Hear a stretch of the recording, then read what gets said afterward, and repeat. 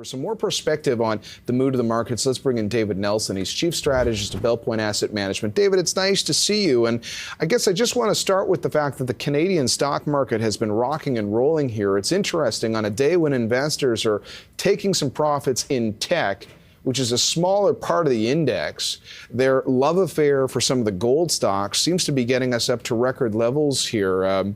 What's your take on how overall investors have positioned themselves in 2025? I don't think gold is really all that surprising. I think investors look at, what's happening in capital markets and they see what's happening in particularly U.S. Treasuries, and the idea that the United States is still running debt and deficits that are pretty large. The world notices that, and so gold becomes a pretty attractive asset class.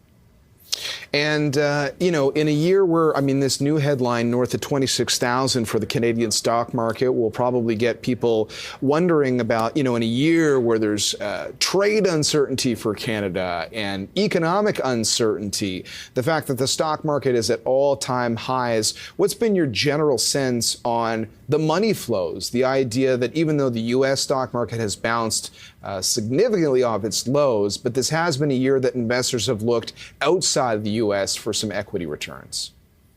I think it's mostly a valuation call at this point. The United States, U.S. markets, certainly from a technology standpoint, they're the gold standard. There's no question about that. The world needs U.S. technology. I don't expect that to change. I think when you look at U.S. markets, you really got to separate it out because the market cap weighted indices are really a handful of stocks, maybe 10 of them.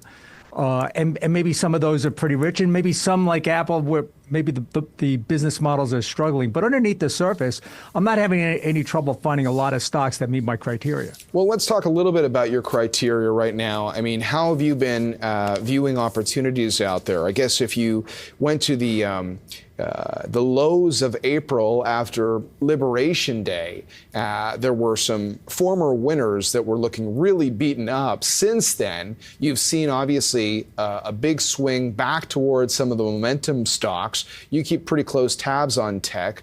What's your current mood? You can't paint them all with the same brush. Some of these companies are going to be with us for some time.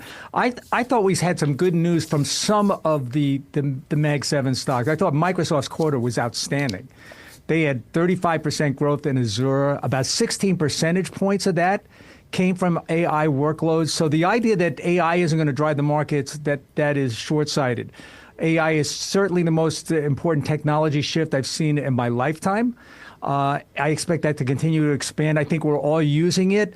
I've literally, at least here at Belpointe, I've got 3 or 4 David Nelsons, kind of doing my work right now as I use a lot of large language models to digest a lot of the research. And I think we're all starting to do that.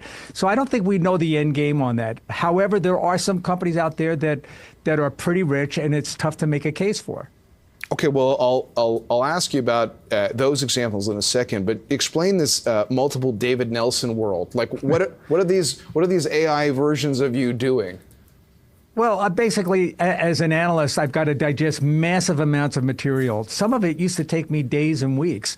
On an earnings day where I had 5 or 6 companies reporting, that was a rough day for me. Now it's a lot easier. I can take all the transcripts from the calls, dump it into the large language models, and I've got somebody giving me a report. So it's like having 3 or 4 analysts working for me.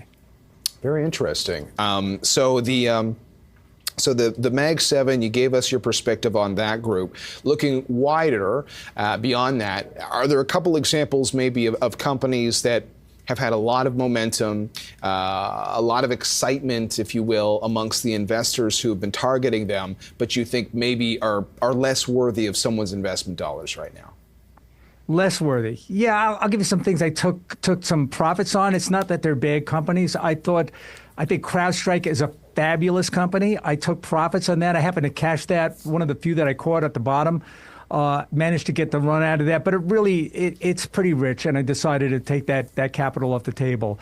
Another one I let go was MPWR, a semiconductor stock, fabulous company with a great business model, just had gotten a little too rich. I would say for investors, use this opportunity as a chance to upgrade your portfolio. If you had something that blew up in the last couple of weeks and it's now back to where you bought it, you've been given a gift by the market. Take it, take the win, dump that stock, and upgrade your quality. But that could be in tech. I mean, it could be in a whole host of sectors. It could be in anything. It could be in anything. There could be something that you want to get rid of, that you missed it. The market's giving you a second chance. All right. Great perspective as always, David. Maybe we can book the AI version or one of the AI versions of David Nelson. We can have like a roundtable discussion. You don't even need me anymore. Nice to see you. David Nelson, Chief Strategist at Take care. Belpointe Asset Management.